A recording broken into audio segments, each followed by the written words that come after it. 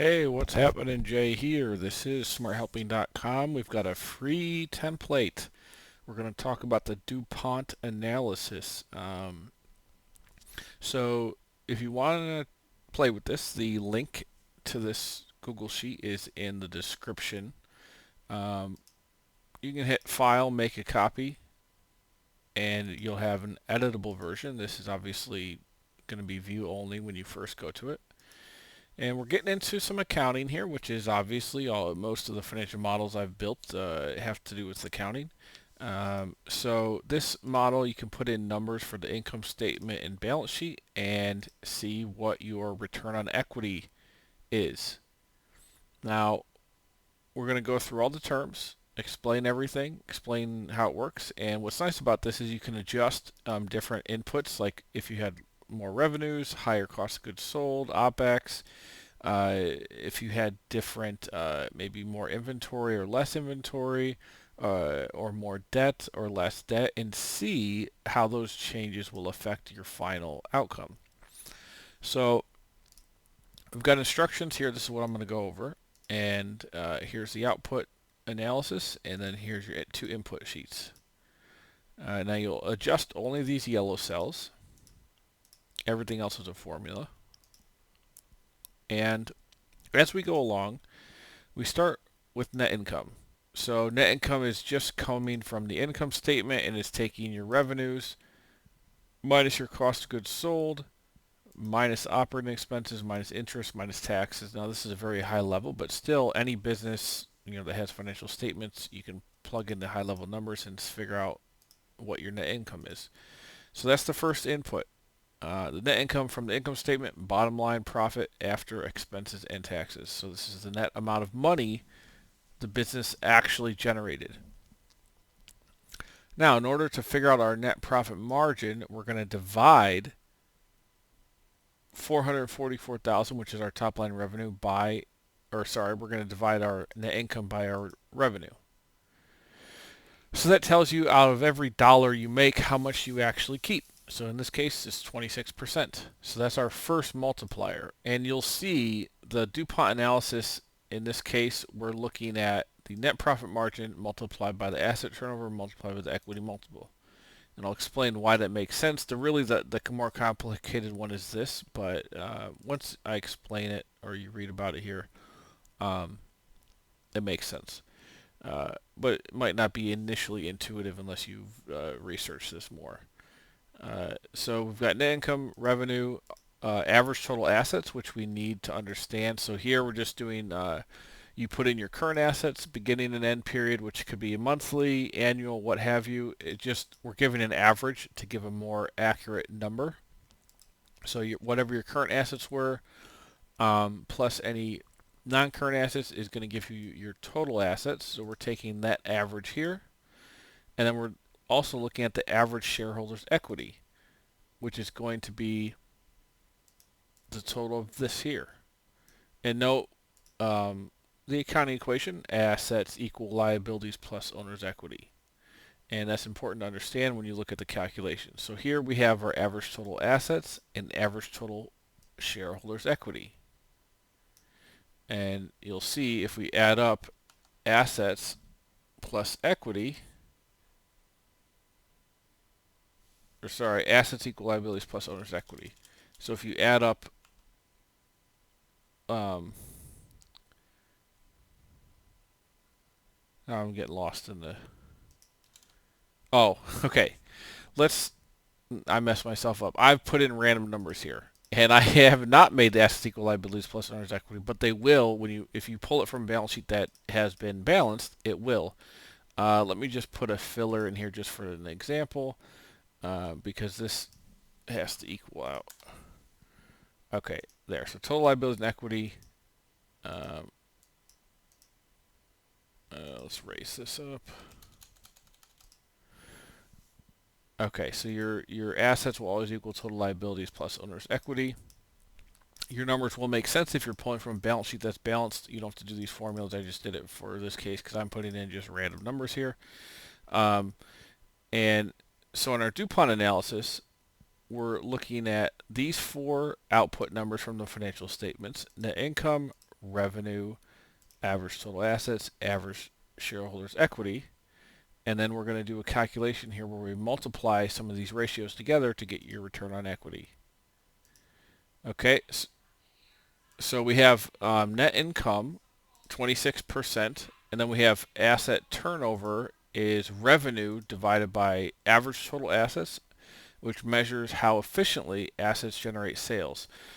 So let's say your asset turnover is really high, like, 3.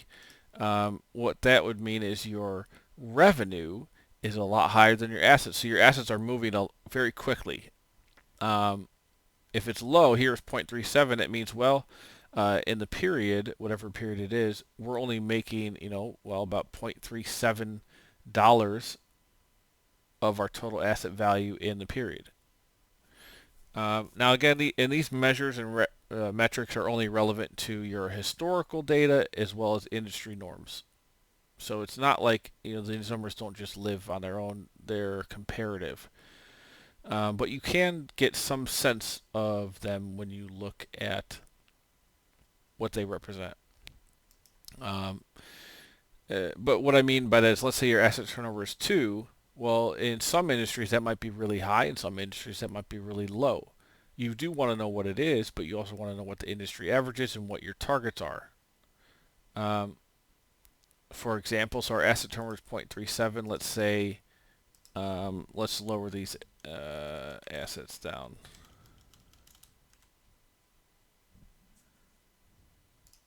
Now it's 0.41, a little bit higher because I had lowered the beginning balance of the current assets.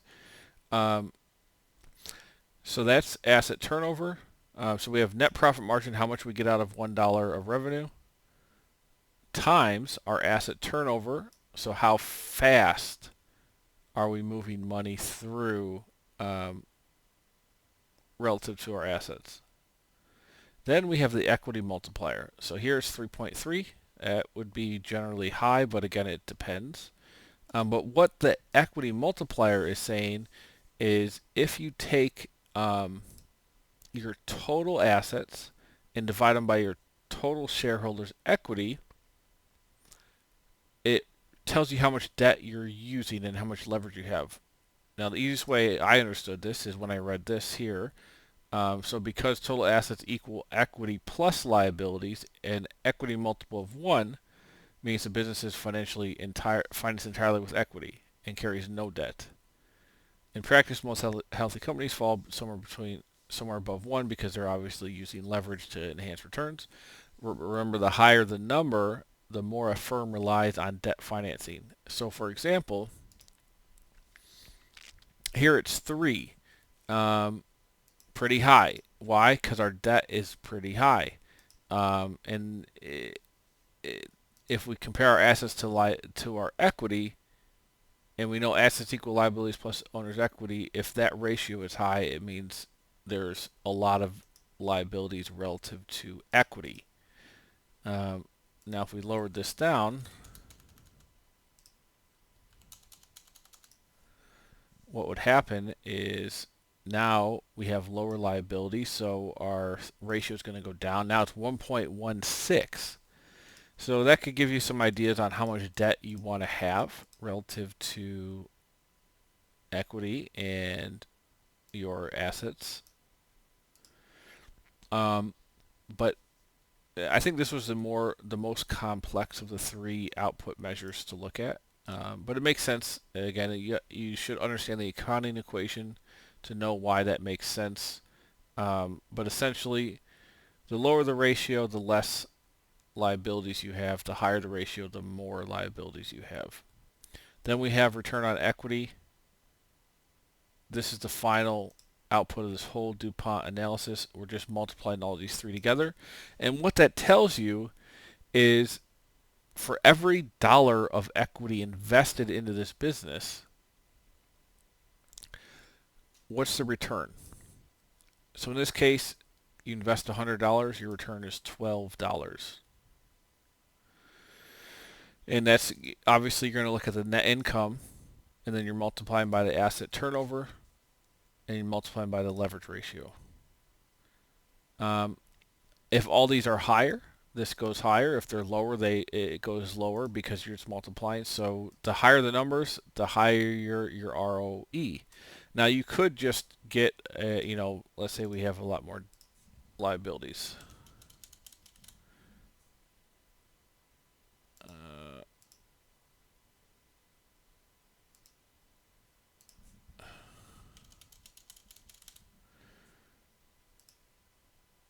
uh, let's see, how do I want to do this? So 2, did that change a little bit? So 1.45. But you can see the ratio went down because our asset turnover went completely low because our income relative to the assets is low. As you see here, revenue relative to assets. So this is a nice strategic planner to maybe set up targets of where you want your high-level balance sheet accounts to be or what your goals are and profitability and what ratios you're trying to get to and what they've been in the past. It's really good. First, you'll look at how it's doing in the past and see, okay, here's the changes we want to make to improve this without taking on too much risk. Um, Now, I wanted to let's do a situation. Let me just zero this out so it's easier to play around with.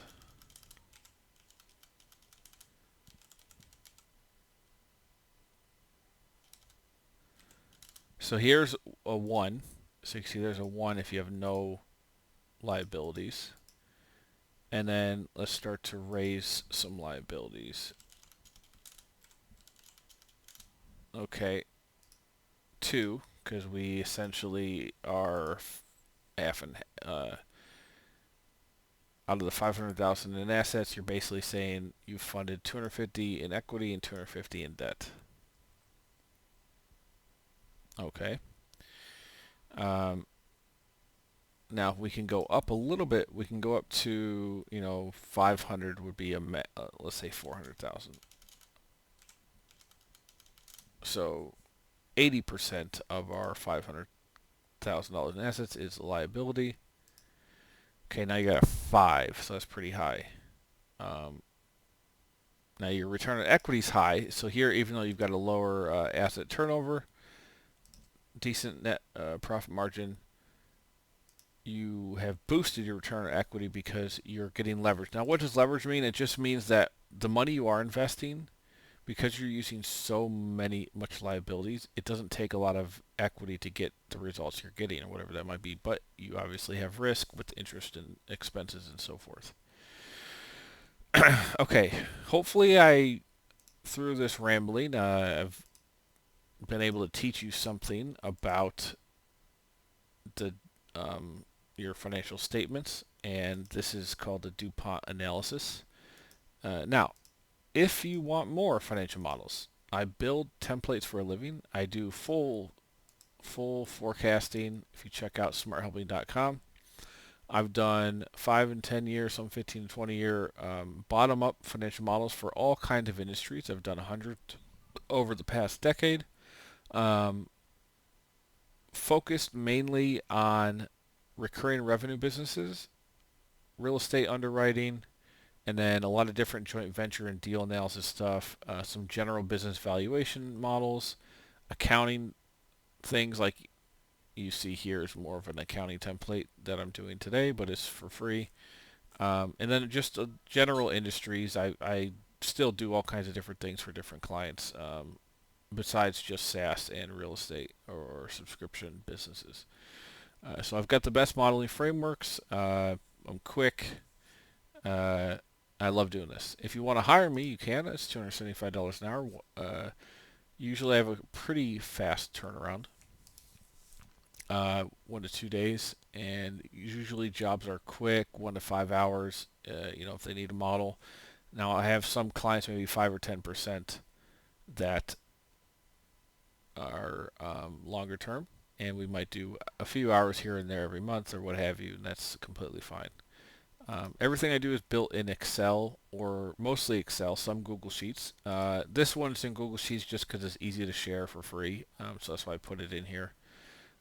Again, if you want to download it, links in the description. You don't download it, just go to the link, and then when you go to it, you'll hit File and make a copy so you can edit your own version. And I will put this link in the YouTube description box. And there you have it. Like and subscribe, and I'll see you on the next one.